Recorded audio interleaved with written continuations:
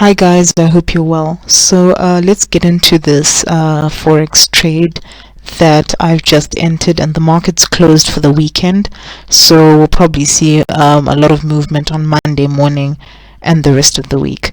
So it's on the pound US dollar, and so basically what the whole point of the trade is that we see this downward movement or this huge downtrend, right? And so we followed this downtrend, and then we see this upward movement here, which you could say is the beginning of an uptrend. That's very much possible that once this this downtrend had finished, that we're now seeing an uptrend, which is possible. Price could shoot up to this 200 moving average on the 1 day. That's very much a possibility. But what I'm looking at it is, the way I'm looking at it is that this is merely a setup for a reversal. So we've seen the downtrend, and then this is a consolidation of price.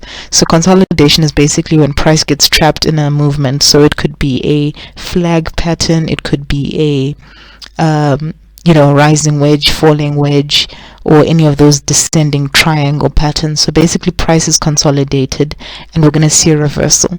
So when price is consolidated, there's a reversal. It can go either way.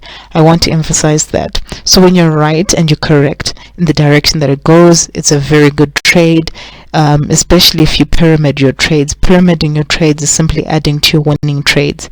So what you would do is price does really well and it's moving down. As it hits this area here, you add another trade. As it hits this area here, you add another trade. So that's what pyramiding is. So by the time you hit your target, which is this area down here, you would have made a sizable amount of money, right? Because you're adding to your trades. You're not taking big trades at once. You're sticking to your risk management and adding slowly to your trades. Because the worst thing to do is to have huge trades. They go against you. You risk more than you're supposed to. So that's what we're trying to avoid. So we've seen this rising triangle, and now we want to look at confluences. So it's not enough to just have a pattern and say, oh, this is a rising wedge, now sell. You need what are called confluences. So similar to a way a doctor diagnoses, he doesn't just listen to one symptom and automatically give you a diagnosis. He looks at many symptoms and then he comes up with a diagnosis. You essentially are diagnosing the market in the sense that you're supposed to have multiple confluences to support your claim or support your theory. So the first confluence we had is the rising wedge. The second confluence we have is a triple top.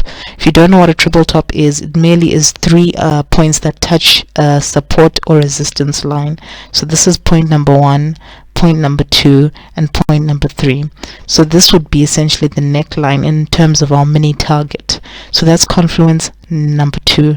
Confluence number 3 we have is, let me show you, price has touched this point, and whenever you see price hanging on by a thread like this, it's usually going to reverse in a direction. And what tends to happen is that someone gave this analogy to me. It's like someone throwing a pebble in the water. I don't know if you've ever done this when you were younger, where you'd take stones and you'd throw them across the water, right? And if you throw them at an angle, the stone or the pebble will bounce a few times before it ultimately falls. Doesn't matter how skilled you are or how good you are at throwing, at some point that pebble will sink to the ground. So this is similar to that, which is you have price hanging on by a thread, and the thread basically for me is the 200 moving average. So for me, that's where the hanging thread is. And if you go to the higher time frames, you see that price is also hanging around these three areas here. It's literally just hanging on to the 89 moving average, and it's likely to go down. Now it can go up, that's a possibility, but for us we looked at 2 confluences.